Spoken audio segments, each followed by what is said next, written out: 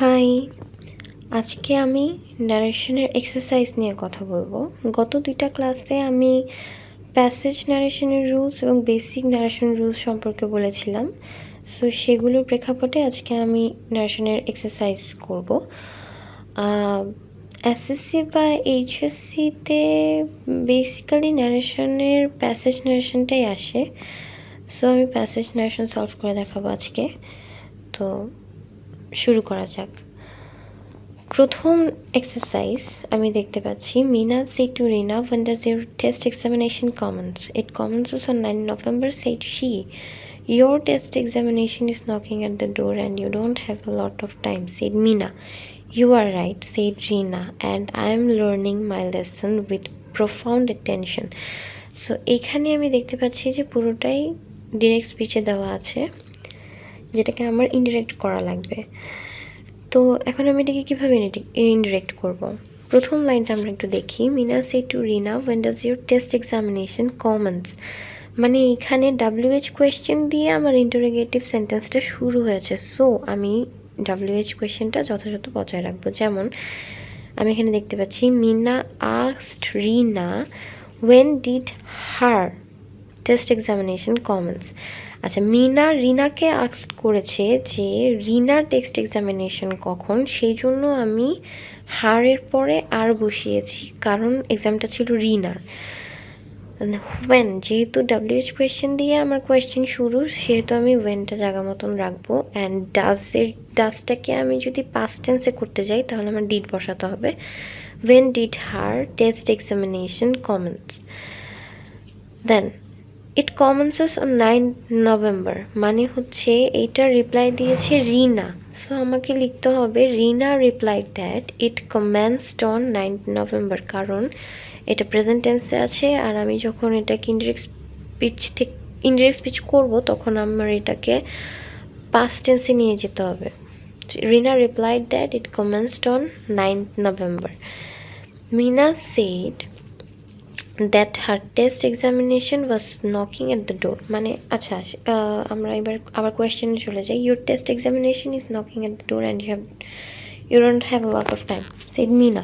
তো মিনা বললো যে টেস্ট এক্সামিনেশন নক করতেছে ডোরে and you don't have a lot of time. So আমি এটা কীভাবে লিখবো? আমি লিখবো মিনা সেড দ্যাট হার মানে কার? রিনার, সেই জন্য আমি আর দেব, কারণ টেস্ট এক্সামিনেশনটা ছিল রিনার। Mina said that her test examination was knocking at the door, পুরোটাই আমাকে পাস্ট টেন্সে কনভার্ট করতে হবে, যেহেতু আমার কনভারসেশনটা পাস্ট টেন্সের।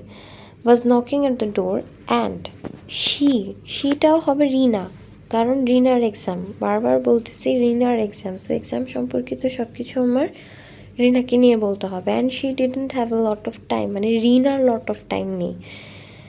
আচ্ছা, আবার আমরা কোয়েশ্চেনে চলে যাই। ইউ আর রাইট সেড রিনা, রিনা বললো যে হ্যাঁ ঠিক আছে, তুমিই ঠিক বলছো। তো এটাকে যখন আমি ইনডিরেক্ট করবো তখন আমি লিখবো রিনা রিপ্লাইড দ্যাট এখন she was right, she was K right ছিল?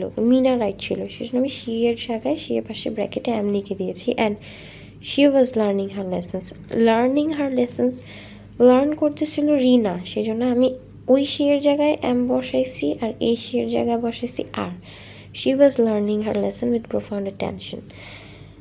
আশা করি এই এক্সাম্পলটা সবার কাছে ক্লিয়ার। আমাদেরকে সবসময় খেয়াল রাখতে হবে যে কোন সময় আমি মিনার কথা বলতেছি, কোন সময় আমি রিনার কথা বলতেছি।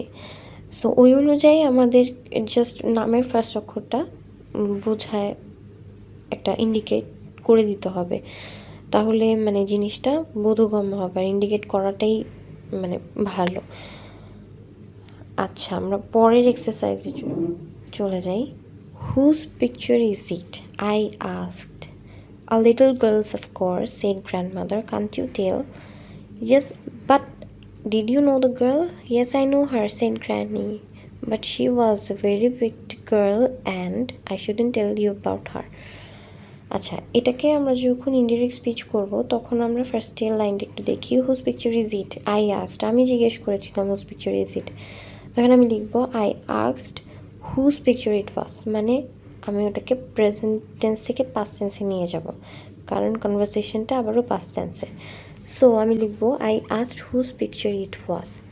গ্র্যান্ডমাদার রিপ্লাই দিল a little girls of course can't you tell, তুমি কি বলতে পারছো না যে এটা একটা লিটল গার্লসে, একটা লিটল গার্লে।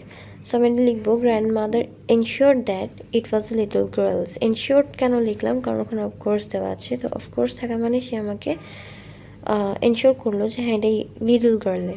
So grandmother ensure that it was a little girls.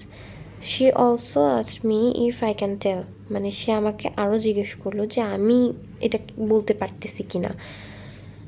তখন আমি রিপ্লাই দিলাম yes, but did you know the girl. এখানে বলা নাই যে আমি রিপ্লাই দিছি বা আই আস্কড, কিন্তু এটা বুঝে নিতে হবে যে কোয়েশ্চেনটা আমি করছি, যার প্রেক্ষাপটে গ্র্যানি আমাকে একটা আনসার দিছে। সো আমি লিখবো আই রিপ্লাইড ইন অ্যাফার্মেটিভ, কারণ আমি ইয়েস বলছি সেজন্য রিপ্লাইড ইন অ্যাফার্মেটিভ হবে, and asked if she new the girl, কারণ আমি অ্যাফার্মেটিভ রিপ্লাই দেওয়ার পরে আবার একটা কোয়েশ্চেন করছি, but did you know the girl, সেজন্য আমি লিখবো and asked if she know the girl, she মানে grandmother. She said in affirmative that she knew her, কারণ পরেরটাতেই গ্র্যানি আনসার করছে যে yes I know her. So she said in affirmative that she knew her, but she had a very wicked girl. Had লেখার কারণ হচ্ছে she was a very wicked girl, যেটাকে আমি যদি পাস্ট পারফেক্ট টেন্সে নিতে চাই তাহলে আমার হ্যাড বসাতে হবে, আর ওয়াজের জন্য আমাকে আরেকটা হ্যাড বসাতে হবে। সো আমি এখানে ডাবল হ্যাড বসাইছি। She had a very wicked girl and she shouldn't tell me about her, কারণ শুড মাইট উড থাকলে ওটা যেমনটা তেমনই বসে যায় আমার ইনডিরেক্ট স্পিচে। সো আমি শুডন্টটা চেঞ্জ করিনি, and she shouldn't tell me about her. আশা করি তোমাদের সবার কাছে এক্সারসাইজগুলো একদমই বোধগম্য ছিল, আর আমি যথাসম্ভব তোমাদেরকে খুব সহজভাবে বোঝানোর চেষ্টা করেছি। সবাইকে অসংখ্য ধন্যবাদ।